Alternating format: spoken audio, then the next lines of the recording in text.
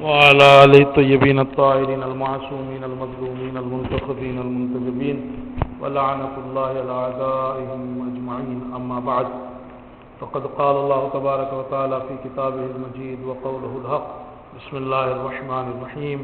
أفحكم الجاهلية يبغون. صدق الله العلي العظيم. صلى الله على محمد.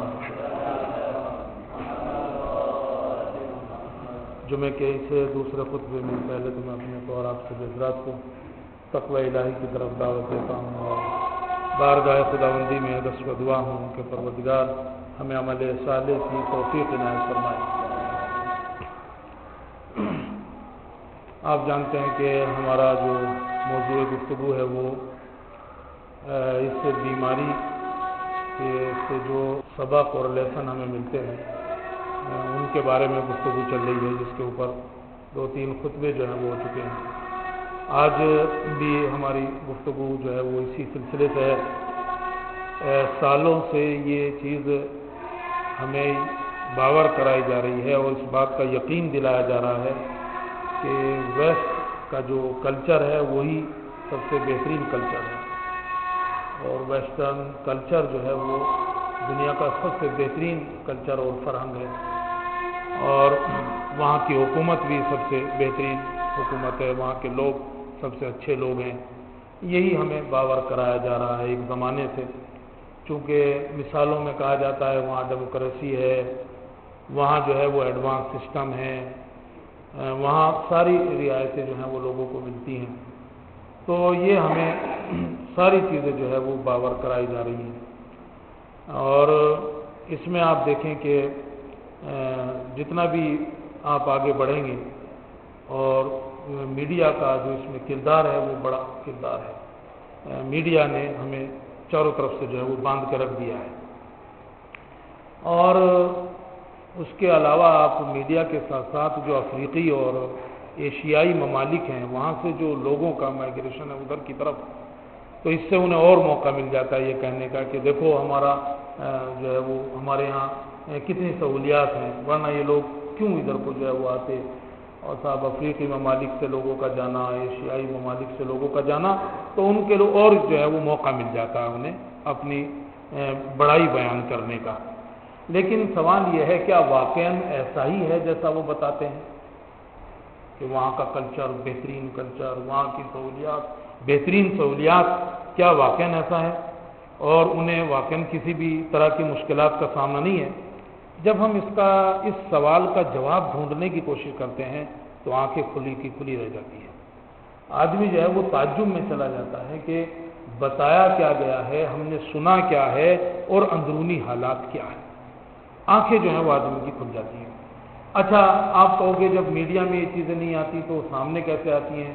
خیر ابھی تو میڈیا پہ اتنا قبضہ بھی نہیں رہا، سوشل میڈیا چونکہ آ گیا ہے، لیکن اس کے علاوہ بھی جب ہم دیکھیں گے تو کچھ خود انہی کے ملکوں کے اندر کے جو ریسرچ سینٹر ہیں، انسٹیٹیوٹ ہیں اور دوسرے ادارات اور آفیسز ہیں ان سے کچھ چیزیں لیک ہوتی ہیں اور ان کی کچھ رپورٹیں جو ہیں وہ باہر آتی ہیں جس سے ہمیں کچھ اندازہ ہوتا ہے وہاں کی چیزوں کا. اس کے علاوہ کچھ صاحبان نظریہ اور کچھ پولیٹیکل لوگ کبھی چھپ کے اپنی محفلوں میں، کبھی کھل کے وہاں کے حالات کو جو ہے بیان کرتے ہیں، تو اس سے ہمیں تھوڑا سا جو ہے وہ اندازہ ہو جاتا ہے کہ جس کلچر کا اتنا شور ہے وہ اندر سے کتنا کھوکھلا ہے.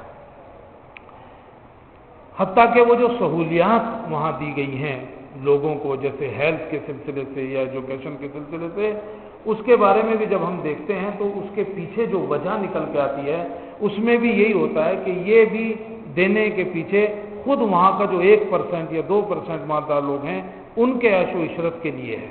یعنی یہ جو چیزیں ہیلتھ اور ایجوکیشن وغیرہ، چونکہ اس میں بھی یہ بات نکل کے آتی ہے کہ جتنا بھی یہ ورکر اور کام کرنے والے ان کی ہیلتھ اچھی ہوگی، جسمی اور روحی اعتبار سے یہ مضبوط ہوں گے، اتنا ہی زیادہ فیکٹریوں میں، اداروں میں جو ہے وہ ان سے کام لیا جائے گا اور جتنا زیادہ یہ کام کریں گے اتنا ہی مالدار لوگ جو ہیں وہ زیادہ سے زیادہ مالدار ہوتے چلے جائیں گے.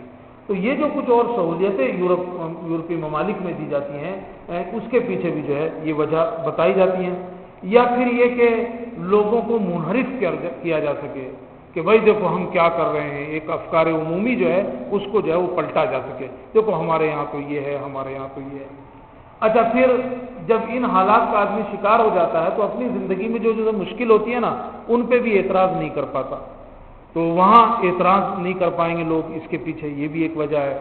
اچھا اگر اعتراض جو ہے وہ لوگ کریں گے بھی تو اس سے پہلے کہ اعتراض کریں تو اعتراض پہ جو خرچہ آئے گا اس کے اعتراض کو روکنے کے لیے وہ ان کی سہولت پہ جو ہے وہ خرچ کر دیا جائے، اور اگر اعتراض ہو بھی جائے تو اس کے لیے انہوں نے ایک مضبوط سسٹم بنا رکھا ہے تاکہ ان اعتراضات کا منہ جو ہے وہ فوراً دبا دیا جائے۔ تو اگر کچھ سہولیات یورپی ممالک میں ہمیں دیکھنے کو ملتی ہیں تو اس کے پیچھے بھی انہی کا جو ہے وہ فائدہ نظر آتا ہے۔ لیکن ہماری بحث یہ ہے کہ ان سب کے باوجود یہ جو حقیقت ہے جو بیان کی گئی ہے اور جو ہمارے سامنے ہے اس میں اندر جو ہے اس کے اندر کتنی جو ہے وہ سچائی ہے۔ جب ہم ان اعداد اور ارقام اور ان فیگر کو دیکھتے ہیں جو ہمیں ملتے ہیں ان رپورٹوں سے تو اس کلچر کی کلئی جو ہے وہ کھل جاتی ہے۔ میں آپ کو کچھ چیزیں رکھتا ہوں آپ کے سامنے، ذرا سا دھیان دیجیے گا، اور پھر میں آپ سے سوال کروں گا کہ جو یورپی کلچر ہے جس کا اتنا شور مچا رکھا ہے، ان سے بڑھیا کوئی نہیں ہے، ان سے بڑھیا ملک نہیں ہے، ان کا تھوڑا سا دیکھ لیجیے۔ میں نے تو اتنا لکھا تھا کہ میں تو تنگ ہو گیا اس میں سے کٹ کرتے کرتے کہ کیسے اس کو آپ کے سامنے رکھوں۔ ڈپریشن، جتنے بھی یہ ترقی یافتہ ممالک ہیں سب سے زیادہ یہ مرض جو ہے وہ وہاں پایا جاتا ہے، ڈپریشن کا مرض۔ اور جیسے امریکہ، ہالینڈ، اٹلی، یونان، سویڈن وغیرہ۔ اب میں آپ کے سامنے رکھتا ہوں امریکہ، ہر 8 مردوں میں سے ایک مرد، 8 آدمیوں میں سے ایک آدمی جو ہے وہ ڈپریشن کا شکار ہے، اور اسی طرح ہر 4 عورتوں میں سے ایک عورت اپنی زندگی میں کبھی نہ کبھی جو ہے وہ ڈپریشن کا شکار ہوئی ہے۔ تو 8 مردوں میں سے ایک، 4 عورتوں میں سے ایک، یہ امریکہ کا جو ہے وہ حال ہے۔ ہارٹ اٹیک کے بعد یہ سمجھیے دوسرے نمبر کا مرض ہے وہاں پہ، یعنی جتنے ہارٹ اٹیک ہوتے ہیں اس کے بعد یہ دوسرے نمبر پہ ہے۔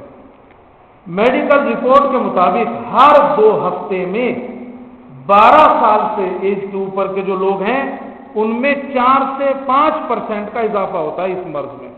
12 سال سے اوپر ہر 2 ہفتے میں 4 سے 5% لوگ جو ہیں وہ بڑھ جاتے ہیں، اور 40 سے 59 سال کے لوگوں میں اور خاص طور سے عورتوں میں اور خاص طور سے کالوں میں وہاں یہ مرض جو ہے وہ بڑھ جاتا ہے، یعنی ڈپریشن جو ہے وہ اتنا زیادہ جو ہے لوگوں میں، یہ جتنی جیسے گویا عمر بڑھ جاتی ہے تو اس کے بعد جو ہے وہ ڈپریشن بھی جو ہے وہ بڑھتا چلا جاتا ہے۔ National Association of Mental Health امریکہ کی ایک آرگنائزیشن ہے، اس کے مطابق ہر سال تقریباً 17 ملین امریکائی جس میں عربی بھی ہے وہ ڈپریشن کا شکار ہوتے ہیں، 17 ملین امریکائی۔ اچھا یورپ میں اگر آپ آ جاؤ تو سب سے زیادہ اینٹی ڈپریشن جو گولی کھائی گئی ہے وہ جو ہے وہ یورپ میں کھائی گئی ہے، 64 ملین 7 لاکھ دوائیوں کے نسخے جو ہیں وہ بیچے گئے ہیں ایک سال میں۔ اس سے اندازہ کر سکتے ہیں کہ لوگ جو ہے وہ ڈپریشن میں کتنے ڈپریشن ہیں ادھر، کہ اتنا جو ہے وہ اس کی گولی جو ہے وہ بیچی جا رہی ہے اور استعمال میں جو ہے وہ آ رہی ہے۔ اچھا اب میں کیوں کہہ رہا ہوں یہ بیماری، اس بیماری کے پیچھے وجہ کیا ہوتی ہے ڈپریشن کے، ہم اور آپ سبھی سمجھ سکتے ہیں۔ آپ اگر دیکھو اس بیماری کی وجہ سے اگر آپ غور کریں کہ اس کے کیا ہے تو آدمی روحی اور جسمانی اعتبار پہ اپنے کو انسیکیور محسوس کرتا ہے، تبھی جا کے جو ہے وہ ڈپریشن میں چلا جاتا ہے۔ اس کے علاوہ جہاں وہ کام کر رہا ہے یا جو کام اسے ملا ہے وہ اس سے ناخوش ہے، اس لیے جو ہے وہ ڈپریشن میں چلا جاتا ہے۔ ڈرگس کا استعمال جو ہے وہ بڑھ جاتا ہے، تب جو ہے وہ لوگ جو ہے وہ ڈپریشن میں چلے جاتے ہیں۔ جنسی زیادتی مردوں اور عورتوں کے ساتھ سیکچول ہراسمنٹ وہ بڑھ جاتا ہے، اس لیے جو ہے وہ ڈپریشن میں چلی جاتی ہیں۔ فیملی میں مہر و محبت کم ہو جاتی ہے، آپ کی جو فیملی اس میں آپس میں محبت نہیں، تب ڈپریشن۔ اور ایک اہم چیز وہ یہ ہے کہ معنویت کمزور ہو جاتی ہے، آدمی کا دین جو ہے وہ کمزور ہو جاتا ہے۔ آپ دیکھو تو چرچ بک رہے ہیں، ابھی یو کے میں مفتی صاحب اس دن بتا رہے تھے کہ ایک چرچ بکا اور اس چرچ کو مثلا شیعہ اتنا شریف اس وجہ سے ان لوگوں نے خریدا، اور اتنا بڑا چرچ ہے گویا کہ صاحب اس میں ساری چیزیں ہماری آ سکتی ہیں، مسجد، امام باڑہ اور مدرسہ اور ساری چیزیں اس کے اندر جو بن سکتی ہیں۔ ابھی مجھے ہفتے بھر پہلے بتایا تھا یو کے میں، پہلے وہ ہندوؤں نے خریدا تھا شاید، لیکن وہ اس کے پیسے نہیں جمع کر سکے، یہ کیا ہوا، پھر انہوں نے اپنے شیعوں نے جو ہے اسے خرید لا، خوجہ شیعہ کے نشر۔ تو میں نے مفتی صاحب نے سوال کیا چرچ بکا کیوں؟ چرچ بکا اس لیے کہ وہاں کوئی آتا ہی نہیں تھا۔ تو دینی ذوق، دینی کمزوری، معنویت جو ہے وہ ختم ہو رہی ہے، اس لیے آدمی جو ہے اسے ایک سہارا چاہیے ہوتا ہے، اور دین اور معنویت سب سے بڑا سہارا ہوتا ہے، لہذا لوگ جو ہے وہ ڈپریشن میں چلے جاتے ہیں۔ تو آپ نے دیکھا کہ امریکہ کا جو ہے یہ حال ہے، یورپ کا جو یہ حال ہے کہ اتنے لوگ جو ہیں وہ ڈپریشن کا شکار ہو جاتے ہیں۔ اچھا، دوسری چیز سوسائڈ، خودکشی۔ اگر آپ اسے دیکھو WHO کے مطابق ہر 40 سیکنڈ پہ ایک آدمی خودکشی کرتا ہے، سوسائڈ کرتا ہے، ہر 40 سیکنڈ پہ ایک آدمی جو ہے وہ سوسائڈ کرتا ہے دنیا کے اندر۔ اور یورپی ممالک میں گرین لینڈ جو ہے وہ پہلے نمبر پہ آتا ہے، ہر 4 آدمیوں میں سے ایک اپنی عمر میں ایک مرتبہ خودکشی کرنے کی کوشش کرتا ہے، 4 آدمیوں میں سے ایک۔ اب آپ اندازہ لگائیں، یہاں تک کہ 1 لاکھ میں 100 آدمی خودکشی کرتے ہی کرتے ہیں، 1 لاکھ آدمیوں میں 100 آدمی سوسائڈ جو ہے وہ کرتے ہیں۔ اچھا، فن لینڈ 6 نمبر پہ ہے، ارجنٹینا 8ویں نمبر پہ ہے، آسٹریلیا 9ویں نمبر پہ ہے، فرانس جو ہے وہ 10 سے 20ویں نمبر پہ آتا ہے، جاپان کا 10واں نمبر ہے، 70% مرد جو ہے وہ خودکشی کرتے ہیں، جو آنکڑا آتا ہے اس میں 70% مرد جو ہے وہ خودکشی کرتے ہیں۔ اور اس کی اصل وجہ بھی آپ سمجھ سکتے ہیں، وہ سوشل پریشر ہے، مالی مشکلات ہیں، اسٹریس ہیں، ان کی بنیاد پہ آدمی جا کے جو ہے وہ کرتا ہے۔ تو ڈپریشن کا وہ آپ نے حال دیکھا، سوسائڈ کا یہ حال دیکھا، یہ یورپی ممالک کی بات بتا رہا ہوں۔ ڈرگس کا استعمال، الکوہول، نشہ آور چیزیں۔ UNO کی ایک تازہ رپورٹ کے مطابق پوری دنیا میں 260 ملین لوگ ڈرگس کا استعمال کرتے ہیں۔ اچھا، اس ڈرگس میں چلو میں تھوڑا سا اس کو اور کھول دیتا ہوں، ہو سکتا ہے اس میں سگریٹ، شراب، اس ٹائپ کی چیزیں بھی جو ہے وہ آتی ہوں۔ 260 ملین لوگ جو ہیں وہ اس کا استعمال کرتے ہیں۔ افغانستان میں 90% جو ہے وہ اس کی پیداوار ہوتی ہے افغانستان میں۔ اور 2014 کی ایک رپورٹ کے مطابق جو ملک اس کا زیادہ استعمال کرتے ہیں وہ یورپ میں ہے۔ اب آپ کو میں بتاؤں، UK میں 74% جوان جو ہے وہ ڈرگس استعمال کرتے ہیں، 74%۔ کینیڈا میں 60% اسٹوڈنٹ اس کا جو ہے وہ استعمال کرتے ہیں، مختلف ڈرگس کا استعمال کرتے ہیں۔ اور اس کے علاوہ بھی جو یعنی کہ 20 ملک آتے ہیں جو سب سے زیادہ استعمال کرتے ہیں، وہ بھی یورپ میں ہے۔ کہ ہمیں کیا دکھایا جاتا ہے اور اندر کی رپورٹیں جو ہیں وہ کیا کہتی ہیں۔ اچھا، اس کے علاوہ یہ سیکسول ہراسمنٹ یا ریپ، اس قسم کی جو چیزیں ہیں، ترقی یافتہ ملکوں میں امریکہ، Sweden, France, Canada, German, England, ان سب میں یہ چیز جو ہے وہ زیادہ ہے، ریپ کے کیسز۔ امریکہ اول نمبر پہ ہے۔ اکثر جنسی زیادتی اور تجاوز کرنے والے مرد ہوتے ہیں، یعنی 99% مرد جو ہیں وہ زیادتی کرتے ہیں، ریپ جو ہے وہ کرتے ہیں۔ ایک رپورٹ کے مطابق ہر 4 عورتوں میں سے ایک اور ہر 33 مردوں میں سے ایک، 33 مردوں میں سے ایک اور 4 عورتوں میں سے ایک جو ہے وہ تجاوز اس کا جو ہے وہ اپنی زندگی میں یا تو شکار ہوئی ہے یا اس کے ساتھ چھیڑخانی ہوئی ہے۔ اور 4 عورتوں میں سے ایک یا 33 مردوں میں سے ایک جو ہے مردوں میں 33 مردوں میں سے ایک۔ یہ آپ اندازہ لگا سکتے ہیں کہ کیا چل رہا ہے، 4 عورتوں میں سے ایک جو ہے وہ اس کے ساتھ جو ہے یا زیادتی ہوئی ہے، ریپ ہوا ہے، یا ریپ کا شکار ہونے کی پسند چھیڑخانی وغیرہ جو ہے وہ اس کے ساتھ کی گئی۔ یورپ میں سب سے زیادہ سویڈن میں یہ کیس ہیں، اور یورپی یونین کی ایک رپورٹ کے مطابق جو کہ 2009 میں آئی ہے، اس میں کہا گیا کہ سویڈن میں 59% پبلک پلیس پہ یہ کام ہوتا ہے، 59% پبلک پلیس میں یہ کام ہوتا ہے، 14% جو ہے وہ آفس میں یہ کام ہوتا ہے، 18% گھروں میں ہوتا ہے، 10% जो है वो और दूसरी जगहों में है। इसीलिए जो है वो स्वीडन को इसका कैपिटल भी कहा जाता है। ये हाल है वहाँ इसका रेप का और छेड़खानी का और ये सेक्सुअल हरासमेंट का।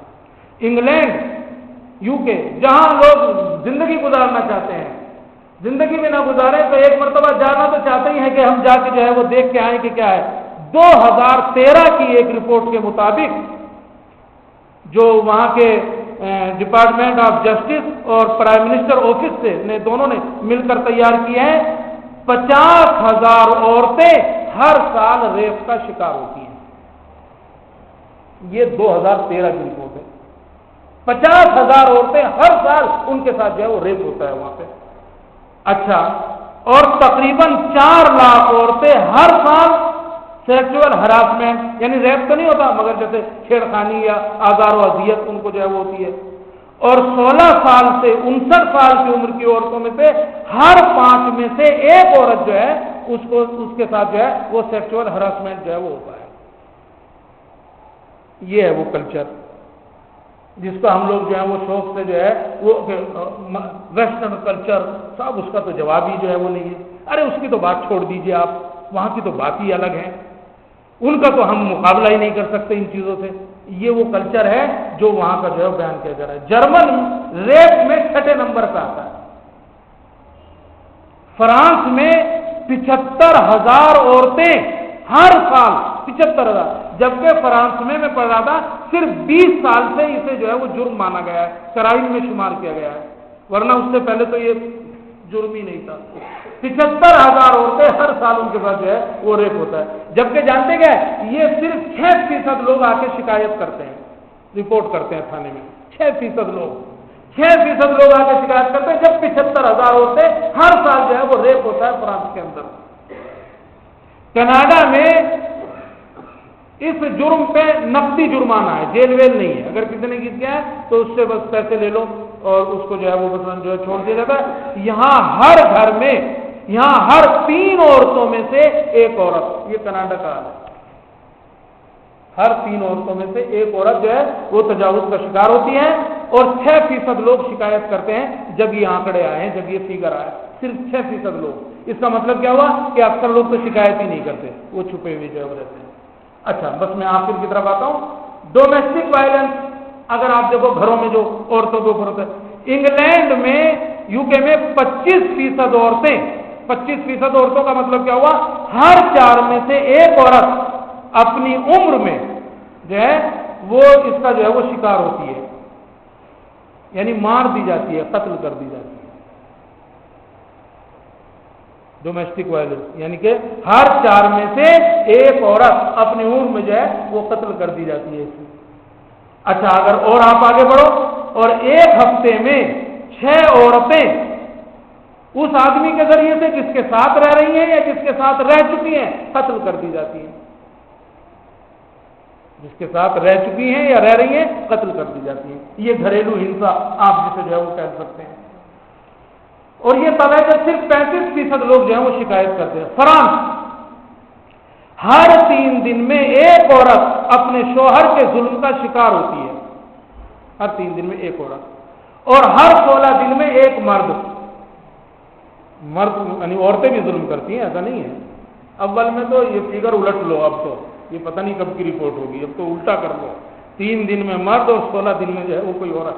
लेकिन ये फ्रांस की जो है वो रिपोर्ट है।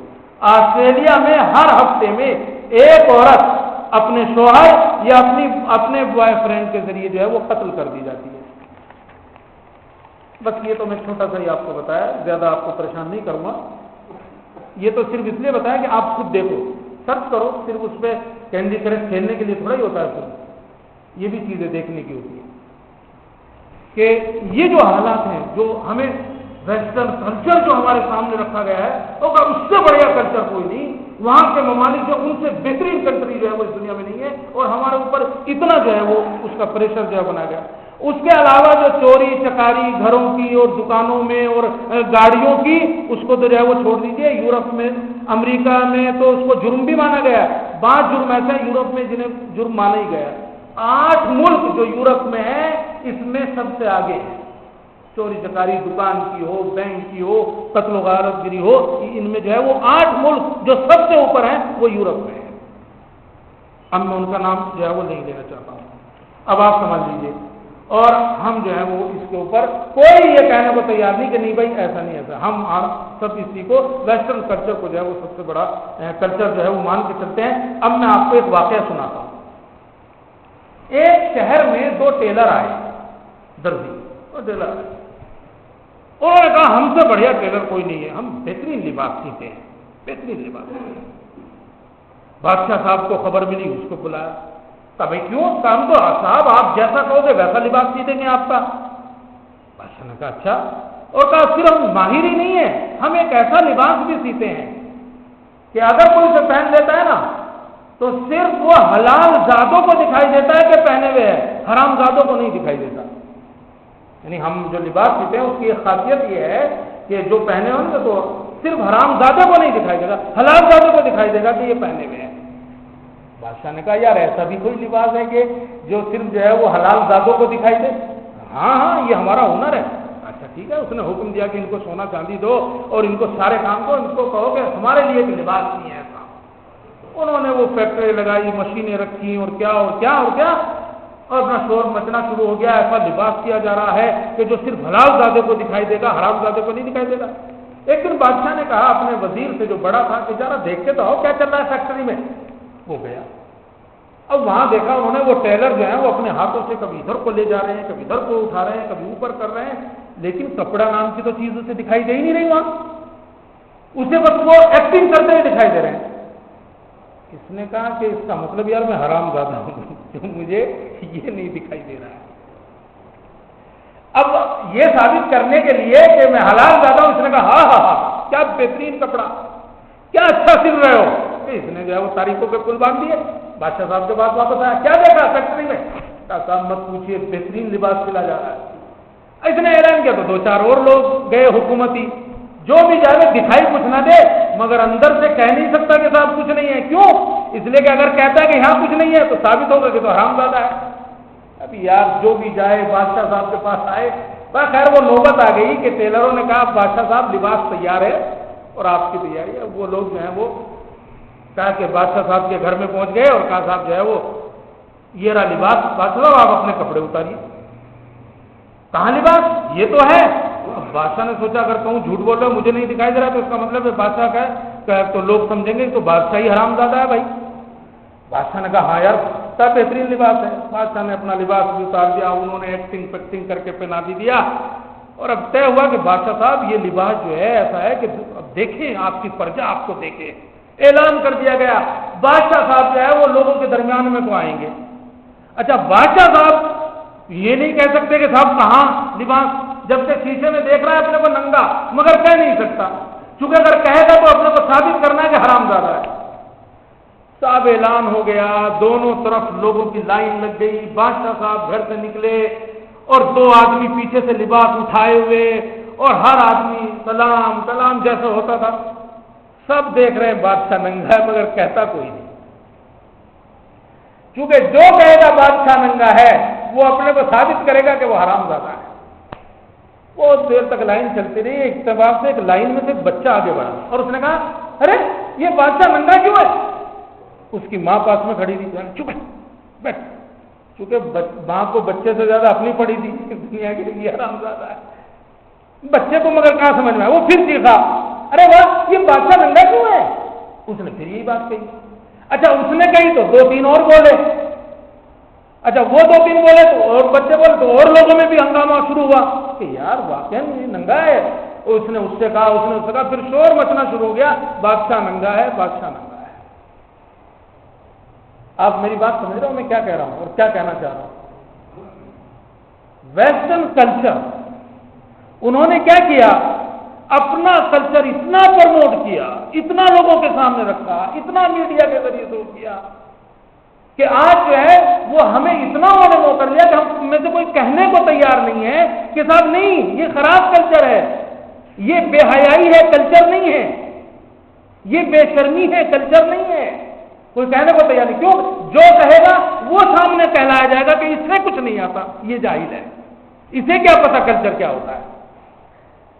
یہ جو کورونا نکلا نا بیچ میں سے، یہ وہ بچہ بن کے نکلا، اور بچے نے کہا نا وہ کلچر، یہ بادشاہ ننگا ہے، یہ جو کورونا کی بیماری آئی اس نے ہمیں جو یورپ کا کلچر جو ہے وہ سامنے لا کے رکھا۔ کیسے؟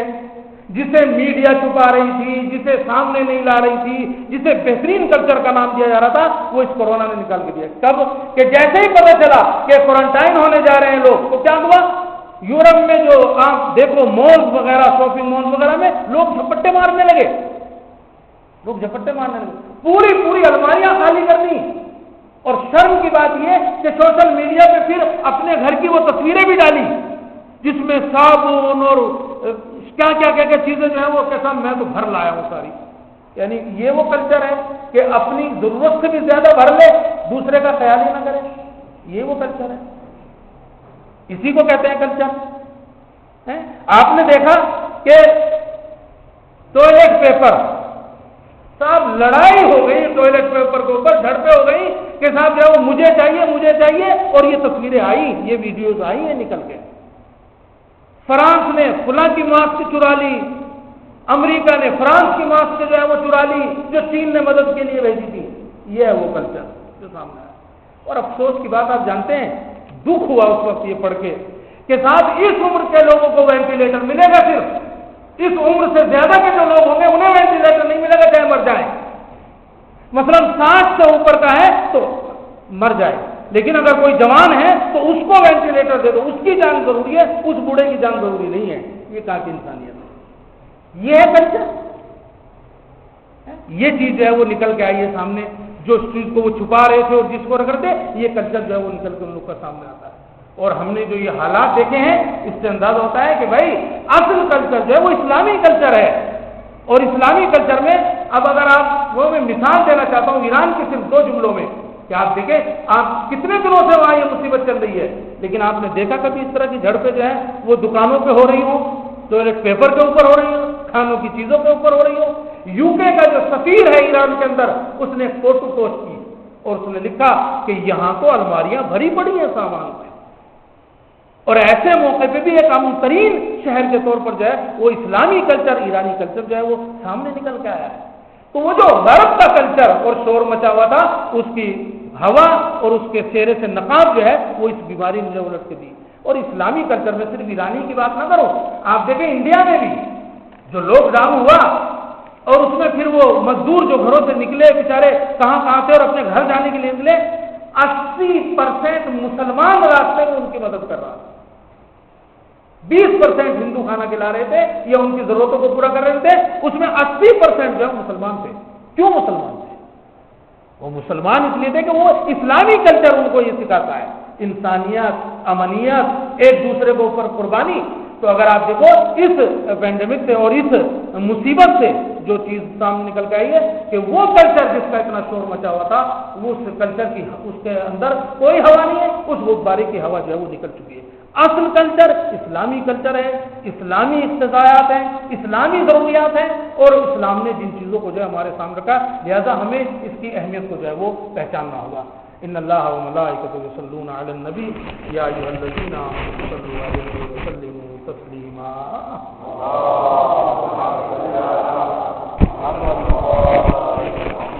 اللهم صل على سيد المرسلين وشفيع المذنبين نبينا محمد صلى الله وعلى آله الطيبين الطاهرين المعصومين المظلومين المنتخبين المنتجبين ولعنة الله على أعدائهم أجمعين. أما بعد فقد قال الله تبارك وتعالى في كتابه المجيد وقوله الحق. بسم الله الرحمن الرحيم. أفحكم الجاهلية يبغون. صدق الله العلي العظيم. صلى الله على محمد. جمعے کے اسے دوسرے خطبے میں پہلے تو میں اپنے طور آپ سے حضرات کو تقوی الہی کی طرف دعوت دیتا ہوں اور بارگاہ خداوندی میں دست و دعا ہوں.